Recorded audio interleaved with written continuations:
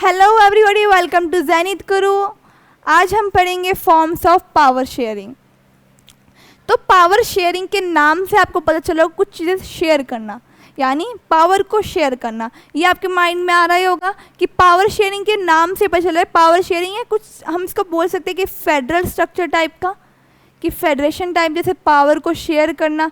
तो वो भी तो यही होता है ना कि हम क्या कर देते हैं, पावर को शेयर कर देते हैं। फेडरलिज्म में भी यही होता है। तो हम देखेंगे इसके फॉर्म्स क्या क्या हो सकते हैं। जैसे कि पहला हम देखते हैं कि power is shared among different organs of government such as legislature, executive and judiciary. पहले हम ये देखते हैं कि लेजिस्लेचर क्या होता है। जो लेजिस्लेचर होता है वो हमारी लॉ मेकिंग बॉडी होती है, जहाँ पे लॉ वगैरह बनते हैं। लेजिस्लेचर के अंदर हमारे पास लोकसभा और राज्यसभा आते हैं, ठीक है। एग्जीक्यूटिव क्या होता है, जो लॉ को इम्प्लीमेंट करते हैं, जैसे कि हमारे प्राइम मिनिस्टर और उनकी कैबिनेट किस में आती है, एग्जीक्यूटिव में आती है। फिर हमारे पास आता है जुडिशरी, जो कि इंडिपेंडेंट होती है, जो री इंटरप्रेट कर सकती है लॉ को, या जो भी उसमें रूल्स वगैरह उसको री इंटरप्रेट कर सकती है।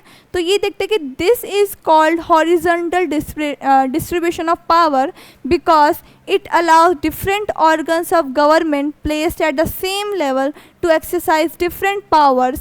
Such as separation ensures that none of the organs can exercise unlimited power. Each organ check the others. This arrangement is called system of check and balance. जैसे कि हम देखते हैं कि जो लेजिस्लेचर है ये एग्जीक्यूटिव है। जो एग्जीक्यूटिव होता है वो रिस्पॉन्सिबल होता है लेजिस्लेचर के, ठीक है। ये हमें पता है कि जैसे हमने ये भी पढ़ा था कि एक बार कि जैसे एग्जीक्यूटिव और लेजिस्लेचर, अगर एग्जीक्यूटिव के कोई बिल या जो भी कोई उनके जो लॉ पॉलिसी वगैरह पे अगर लेजिस्लेचर को उस पर कॉन्फिडेंस नहीं आता तो वो लेजिस्लेचर क्या कर सकती है, नो कॉन्फिडेंस मोशन लाके उस सरकार को गिरा भी सकती है, यानी उस गवर्नमेंट को गिरा भी सकती है।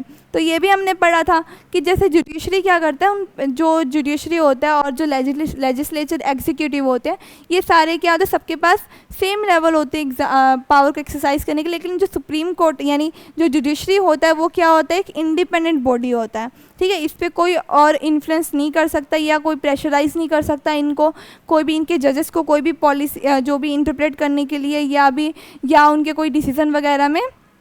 जैसे हमने देखा कि जो सारे जो भी ऑर्गन्स है गवर्नमेंट के, या ये गवर्नमेंट के जो भी ऑर्गन्स है वो क्या करते हैं, अनलिमिटेड पावर को एक्सरसाइज नहीं कर सकते हैं।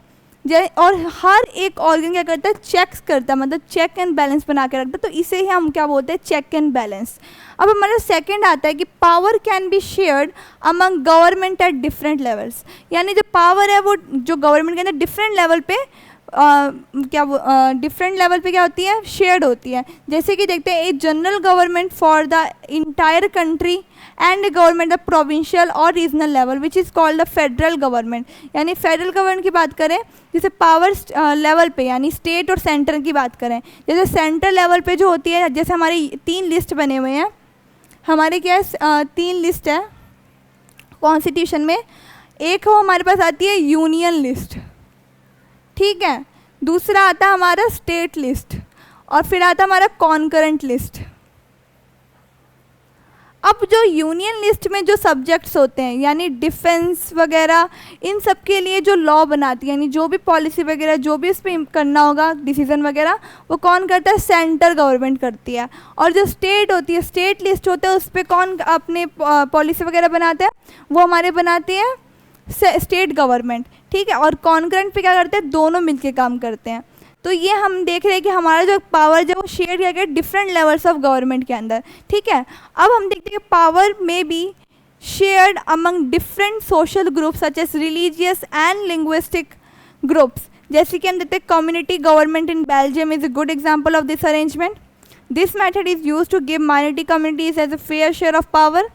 जैसे कि जो पावर है वो डिफरेंट सोशल ग्रुप में भी शेयर हो सकती है, जैसे रिलीजियस या लिंग्विस्टिक ग्रुप में भी शेयर हो सकती है। तो ये हमारा थर्ड था।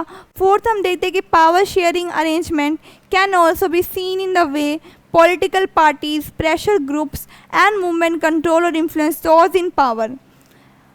जैसे कि हम देखते हैं कि पावर शेयरिंग जो है हम उसको पॉलिटिकल पार्टीज़ में भी देख सकते हैं। जैसे पॉलिटिकल पार्टीज़ में इन द सेंस जैसे कॉलिशन पॉलिटिक्स है, यानी कॉलिशन जो पार्टीज़ बनती है, जैसे कॉलिशन इलेक्ट, जैसे कि दो और मोर जब पार्टीज़ मिलके एक अलायंस बनाती है उससे हम क्या बोलते हैं, कॉलिशन। तो वो इलेक्शन में कंटेस्ट करती है, ठीक है, जब फिर वो क्या बनती है, एक कॉलिशन गवर्नमेंट बन जाता है। तो वहाँ पे क्या होता है, जो अलग अलग पार्टी है, जैसे कि कॉलिशन कैसे बना, जैसे हमारे पास एक ये पार्टी है और एक ये पार्टी, एक ये पार्टी है, तो इन तीनों ने मिलकर क्या बना दिया, एक कॉलिशन बना लिया। अब ये जब ये इलेक्शन में जीतती है तो पावर क्या इन तीनों के पास होगा, पावर शेयर हो जाता है। तो यहाँ भी हम देख सकते हैं कि जो पावर है वो शेयर हो रहा है इन तीनों के अंदर, तो ये भी क्या एक पावर शेयरिंग हो गया, ठीक है। प्रेशर ग्रुप्स में शेयर हो सकता है, जो मूवमेंट्स होती है वहाँ हो सकता है। अब जो प्रेशर ग्रुप होते हैं उसको हम इंटरेस्ट ग्रुप भी बोलते हैं, जो कि करते हैं प्रेशराइज करता है गवर्नमेंट को उनकी पॉलिसी वगैरह पे, लोगों के बिहाफ में उन बातें करता है वो, ठीक है, कि ताकि गवर्नमेंट क्या करे,